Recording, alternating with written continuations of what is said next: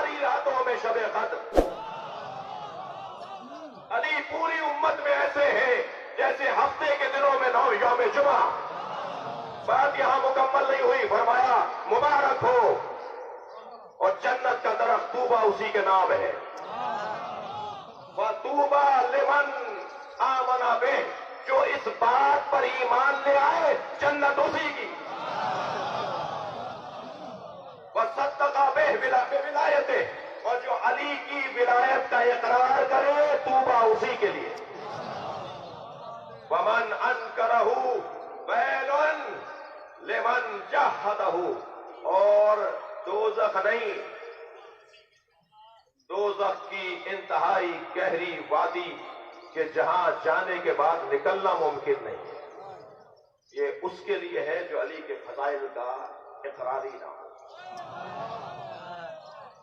अज़ीज़ान गिरामी, मैंने एक बात आपसे कही और उसको निभाऊंगा कि मौला का मुकायसा किसी के साथ नहीं है, और ये मजमा भी किसी को बुरा कहने के लिए बैठा नहीं है।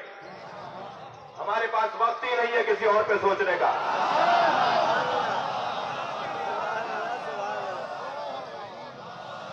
हम जिस पर सोचना चाहते हैं उस तक सोच पहुंचती नहीं है। मेरी और आपकी मिसाल तो ऐसी है कि बिला तशबीह जैसे समंदर के किनारे पे खड़े होकर समंदर की तारीफें की जा रही हो। अभी क्या पता कि इसकी गहराई कितनी है, अभी क्या पता कि इसकी वुसअतें क्या है, क्या मालूम कि इसमें क्या क्या नेमतें हैं। अलबत्ता धीरे से कह देता हूं, कुछ लोग तो समंदर के किनारे पर जाकर भी बीमार हो जाते हैं। मौला के फजाइल सुनने से कुछ लोगों को बीमारी होती है, और हम ये मजलिस सजाए ही इसलिए है कि बीमारों को शिफा मिल जाए। सलवात पढ़ेंगे मोहम्मद व आले मोहम्मद।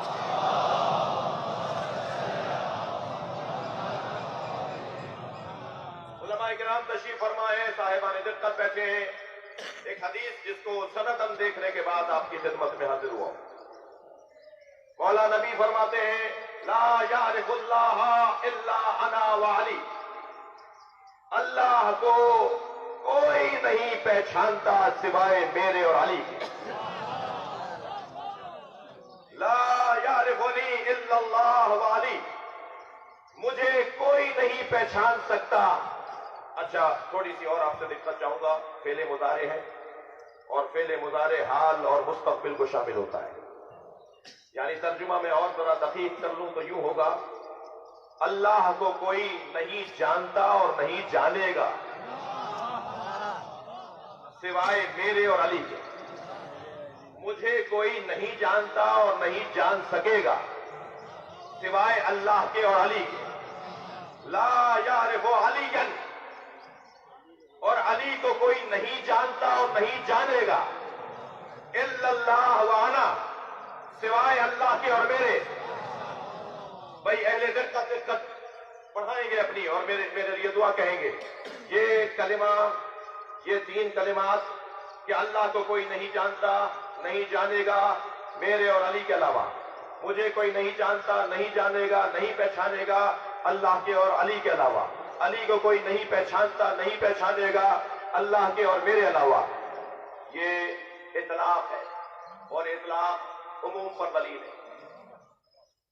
अली बेहैसे अली, अली बेहैसे अली, कोई नहीं जानता सिवाय अल्लाह, नबी और अली। हम जिसका जिक्र लेके बैठे हैं ना, इसका इस वादी में इस गहराई में उतरने के लिए मलक मुकर्रब का काम भी नहीं। यहां उतरने के लिए मलक मुकर्रब का काम भी नहीं है। यहां जाने वाला, तवज्जो चाहूंगा, यहां साहिले इश्क पे रह जाने से हासिल क्या है? साहिले इश्क पे रह जाने से हासिल क्या है? डूब कर पार उतरने का हुनर पैदा कर। ये समंदर ऐसा समंदर है कि जिसमें जो डूब कर वो या सलमान बना या मालिक अश्तर बना, لہذا مالک اشتر کے لیے علی یہ کہتے ہوئے نظر آئے کانا اشتر علی کما کنت لرسول اللہ، اشتر میرے لیے ایسا تھا جیسے میں رسول اللہ کے لیے۔ یہ چند ہی لوگ ہیں کہ جو اس وادی سے گزرے ہیں اور کامیاب۔ وہ پیشانی پر بندھا ہوا زرد رومال اور علی کے بدن کے کھال کے رنگ میں فرق نہیں تھا۔ میرے مولا کا بدن مبارک، اجرکم اللہ، اجرکم اللہ، آپ کی آوازیں بلند ہیں۔ عزادارو، پرسے کا وقت ہے، میں چند منزلیں لوں گا اور اپنے وقت پہ جلوس کو جس انداز سے لے جانے کا دوستوں نے اعلان کیا اسی انداز سے جلوس آگے بڑھے گا۔ بزرگوں سے اور بیمار دوستوں سے گزارش ہے کہ احتیاط فرمائیں گے، آج مولا سے شفا مانگنے کا دن ہے۔ ہاں حق تھا، ایسے ہی روئیں آپ۔ ہم اس سے شفا مانگ رہے ہیں جس کا سر آدھا کھلا ہوا ہے۔ ہم اس سے شفا مانگ رہے ہیں جس کے سر پر وہ تلوار ماری ہے جو 1000 درہم میں خریدی تھی اور 1000 درہم کے زہر میں اسے جلا جلا کے بجھایا تھا۔ جب میرے مولا کے فرق اقدس پہ ضربت لگی نا اور امام حسن نے پڑھ کر بابا کو سہارا دیا اور محراب مسجد کی دیوار سے ٹیک نکل دلا کر بٹھایا تو مولا تو سر پر پٹی باندھ رہے تھے اور مولا علی فرما رہے تھے بتاؤ میری داڑھی میرے خون سے رنگین ہو گئی؟ فرمایا بابا آپ کے سر کے خون سے آپ کی داڑھی رنگین ہو گئی۔ فرمایا تمہارے نانا نے مجھے یہ بشارت دی تھی کہ ماہ رمضان میں حالت سجدہ میں تمہارے سر پہ ضربت لگے گی اور تمہارے اپنے سر کے خون سے تمہاری داڑھی رنگین ہو جائے گی۔ میرے مولا مسجد کی محراب کے ساتھ عبادت میں مصروف ہے۔ امام حسن نے نماز مکمل کروائی، لے کر چلنا چاہتے ہیں گھر کی طرف مولا علی کو۔ سنیں گے عزادارو، جس علی نے خیبر فتح کیا، جس علی نے خندق فتح کیا، اس سے 2 قدم چلا نہ گیا۔ فرمایا بیٹا حسن میرے سے چلا نہیں جا رہا، مجھے کسی قالین پر میری مولا کے لیے قالین بچھایا گیا، اس پر مولا کو لٹا کر جب لے کے چلے نا تو ایک نگاہ مولا کی گئی امام حسن کے چہرے کی طرف۔ کیا دیکھا کہ مولا حسن کی آنکھوں سے آنسو جاری ہیں۔ فرمایا بیٹا حسن دیکھتے ہو کتنے چاہنے والے آئے ہوئے ہیں، بیٹا خبردار تمہاری آنکھوں میں آنسو نہ آئے۔ فوراً میرے مولا نے دیکھا عباس رو رہے ہیں۔ فرمایا عباس آنسو اپنے صاف کرو، بیٹا جو حق کی خاطر جیتا ہے اسے یہ دن دیکھنا پڑتے۔ سنیں گے عزادارو، ایک مرتبہ علی کی نگاہ گئی حسین کی طرف، کیا دیکھا امام حسین رو رہے، تو فرمایا بیٹا حسین تمہارا رونا تو تمہارے نانا کو بھی گوارا نہیں تھا، تمہاری ماں تمہیں روتا ہوا دیکھ نہیں پاتی تھی۔ حسین آنکھوں سے آنسو صاف کرو۔ عزادارو، مسجد سے گھر تک 1 گلی کا فاصلہ تو تھا، مسجد سے گھر تک علی بیٹوں سے کہتے رہے حسین گریہ نہ کرو، حسن گریہ نہ کرو، عباس محمد حنفیہ گریہ نہ کرو۔ سنیں گے سارے رستے بیٹوں کو روکتے رہے اور جیسے ہی زینب کو آتے دیکھا علی کی آنکھوں میں آنسو آ گئے، اپنی بچی کا سر سینے پہ رکھ لیا۔ اجرکم اللہ، اجرکم اللہ، حق ہے اس سے زیادہ، حق ہے اس سے زیادہ بلند گریہ ہو۔ عجب نہیں میرے مولا کی آنکھوں میں تو کوفے کا بازار آیا ہو، میری زینب کے سر پہ چادر نہ ہوگی۔ اجرکم اللہ، اجرکم اللہ۔ 20واں روزہ جو کل گزر گیا، میرے مولا نے مولا حسن سے فرمایا بیٹا میرے خاندان کے سارے لوگوں کو میرے سامنے بٹھاؤ، میری بہویں، میرے پوتا پوتیاں، میرے نواسا نواسیاں، میری بیٹیاں، میرے داماد، سب میرے سامنے افطار کریں گے۔ دسترخوان پہ سارا گھرانہ، سارا خاندان بیٹھا ہے، مولا بستر شہادت پر ہے۔ فرمایا بیٹا مجھے سہارا دے کر بٹھاؤ۔ امام حسن نے تکیہ لگایا، بابا کو اٹھا کے بٹھایا، فرمایا میرے سامنے کھانا اور پانی لے کر آؤ۔ کھانا اور پانی رکھا گیا. جب کھانا اور پانی آ گیا تو فرمایا حسین کہاں ہے؟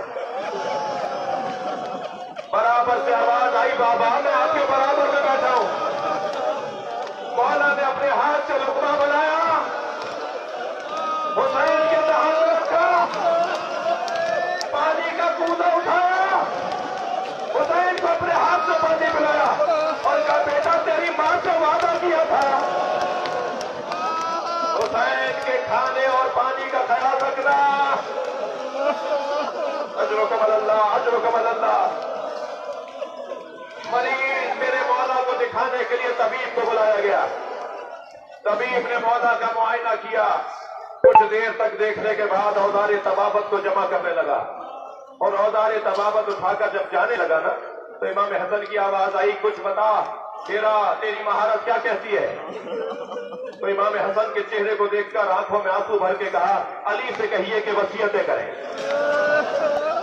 یہ ایک روز شہادت ہے, ہزاروں تکلف کر کے نہ روئیے گا.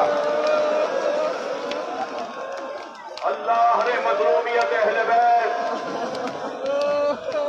میرے مولا کی شہادت تو غروب سے پہلے ہو گئی, مگر یہ کیسی تنہائی ہے کہ جنازہ رات میں اٹھے گا اور جنازے میں اہل سنت کی روایت کے مطابق 2 لوگ جنازہ اٹھائیں گے. آگے سے جنازہ خود اٹھا, عقب سے جنازہ آیا, حسنین نے اٹھایا اور میرے مولا کو کہاں لے جا کے دفنا دیا. امام صادق کے زمانے تک قبر کا پتہ نہیں تھا. حجاج ابن یوسف نے 3000 جگہ گڑھے کھدوائے کہ میں علی کی میت نکال کے لٹکاؤں گا. کوئی پوچھے زینب کے دل سے